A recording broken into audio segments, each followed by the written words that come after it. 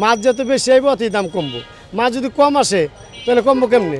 আমরা চাচ্ছি আর কি যে আরও এই নিত্য যে পণ্যগুলো আসলে এগুলোর দাম অনেক বেশি, আরও কমা দরকার।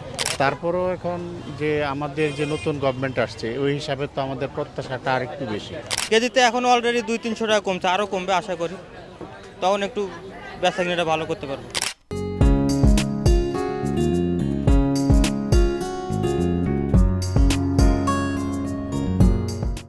না, এটা তো আগে বেচতাম হলো 1200 টাকা কেজি, 2 কেজি, এখন দাম কমছে। এটা বেচতাম আগে 1300-1400, এখন বেশি 1100 কেজিতে, অনেক কমছে, আরও কমবে। এখন মাছের চাহিদা কম, তো এই জন্য দামটা একটু বাড়তে, আর যখন মাছের চাহিদাটা বেশি হবে তখন দাম কমবে। না, মাছ আসে কম। যদি ভরপুর মাছ আসতো তাহলে দাম থাকতে হলে আপনার 700-800 টাকা কেজি।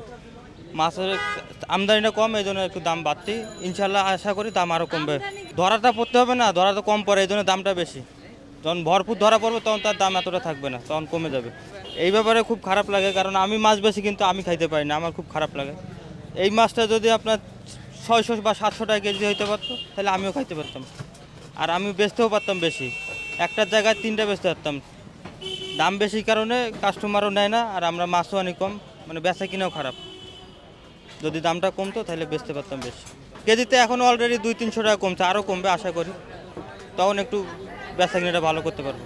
মানে 1700-1800 টাকার মতো ছিল, কিন্তু তারপরও এখন যে আমাদের যে নতুন গভর্নমেন্ট আসছে ওই হিসাবে তো আমাদের প্রত্যাশাটা আর একটু বেশি। আমাদের দেশি ইলিশ আমরা খাইতে পারি না, প্রতিবেশী দেশে চলে যায়। আর আমাদের নিত্য প্রয়োজনীয় দ্রব্যের মধ্যে বা মাছের মধ্যে ইলিশটা সবচেয়ে প্রিয়। এটা আমরা ভালো ইলিশ যেগুলি, মোটামুটি একটু বড় ইলিশ যেগুলো, এগুলো খাওয়ার মতো পরিস্থিতি নেই, এখনও ওই রকম নাগালের ভিতরে আসেনি।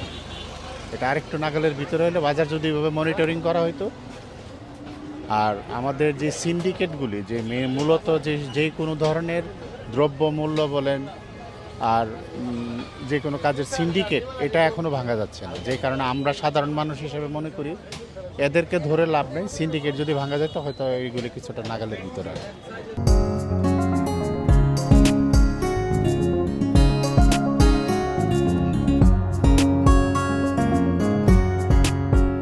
না, এটা আসলে যেহেতু সরকার চেষ্টা করতেছে, আমার মনে হবে নতুন সরকার দেখা যাক।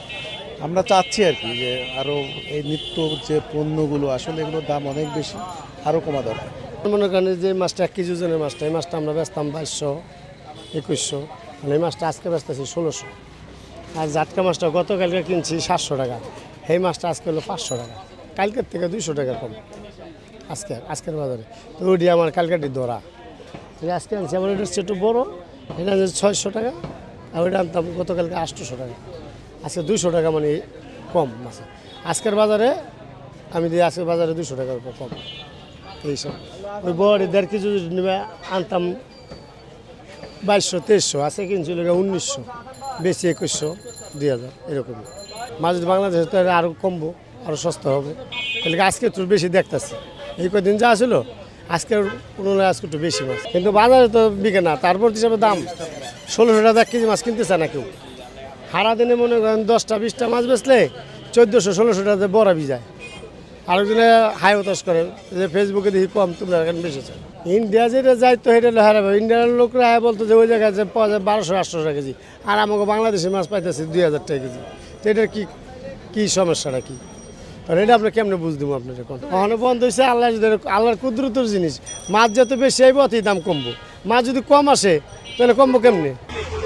আমরা তো চাই যে দাম আর একটু কমলে আমাদের জন্য সুবিধা হয়। আমরা আরো মাছ, এখন যদি 50 কেজি মাছ বেশি, তখন আরো 100 কেজি মাছ বিক্রি করতে পারবো। আমরাও চাই আরো দাম কমলে আমাদের জন্য সুবিধা হয়, কাস্টমারও খাইতে পারে।